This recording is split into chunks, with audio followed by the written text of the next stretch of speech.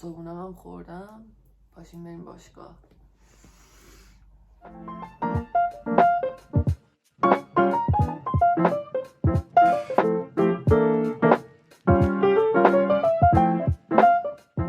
اینجا باشگاه بدنسازیمه. فکر نکنم خیلی بتونم توش ویدیو بگیرم براتون. یه دختره هست تو این باشگاه خیلی کلن کامنت میده راجع به هیکل من و بقیه. اومدم یه لحظه اینو بگم که واقعا این کارو نکن. یعنی تو نمیدونی با اون یک کلمه حرفت که وای چقدر مثلا چاق شدی تاثیر میذاری روی اعتماد به نفس طرف. به نظر من کلا ما باید یاد بگیریم که نه کامنت اونقدر خوب بدیم به یه آدمی که وای مثلا چقدر خوب شدی. فقط کافیه که اگر تلاشی توی آدم میبینیم اون تلاشه رو به روش بیاریم و بگیم که اوکی آفرین. ولی اگه هر روزی از زندگیت هم اینجوری دیگه نبودی بازم همونقدر ارزشمندی.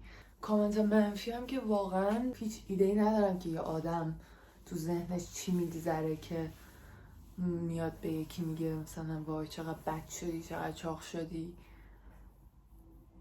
اصلا نمیتونم فکر کنم به اینکه اوکی تو ذهنش چی میگذره اون لحظه که احساس میکنه میتونه اون حرف رو بزنه. میدونم که نباید تاثیر بذاره روم، ولی همش دارم سعی میکنم مثلا لباسای پوشیده تر بپوشم که خیلی فعلا بدنم معلوم نباشه تو باشگاه وقتی میرم، چون واقعا حوصله ندارم دیل کنم با اینجور آدم. یعنی آدمی هم نیستم که جواب بدم، مثلا همین خیلی اذیت میشم. احساس میکنم کارم درست نیست، ولی هممون یه سری مشکلات اینجامون داریم دیگه. منم با اینکه میدونم نباید اون تاثیر بذاره ولی تاثیر میذاره و اذیت میشم. اوکیه، همین که دارم میرم به خودم افتخار میکنم.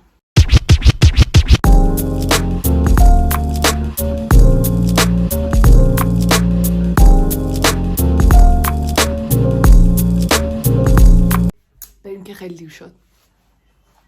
یه تایمی کلن باشگاه نرفتم واسه اینکه عادت کرده بودم که من در صورتی مفیدم که مثلا 6 صبح پاشم 7:30-8 دیگه باشگاه باشم. بعد اون روزایی که نمیتونستم مثلا صبح زود پاشم یا حالم خوب نبود کلا باشگاه نمیرفتم. یعنی مثلا اینجوری بودم که اوکی ساعت 10 شد خیلی دیره به درد نمیخورم دیگه باشگاه نمیرفتم. ولی الان اینطوری هم که اوکی هر ساعتی از روز که بیدار شدی باشگاه تو برو. به نظر مهم اینه که شواب کنی تو هر شرایطی. حالا درستش میکنم چون بالاخره آدم باید یه روتینی داشته باشه، ولی فعلا همین که باشگاه میرم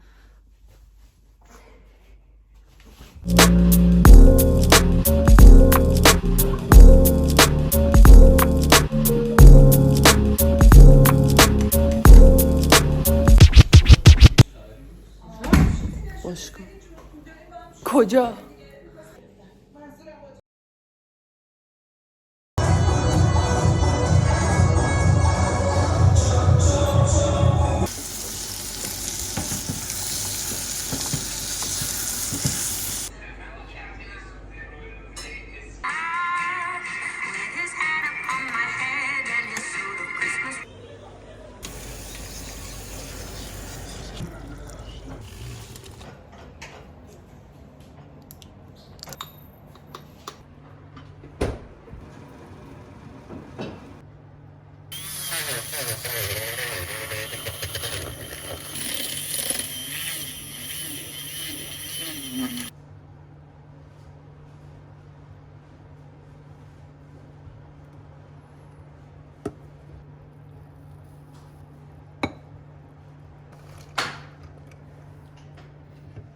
امروز اصلا تمرین خوبی نداشتم.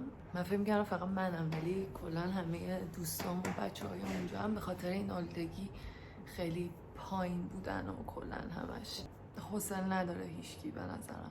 واسه همین دیگه از بعد باشگاه که اومدم نهار خوردم خوابیدم تا الان ساعت 5:15 دیگه میخوام پاشم سفارشام بزنم چون فردا هم شب یلدا و کلا خونه نیستیم. اگه بتونم ویدیو میگیرم براتون که شما هم ببینید.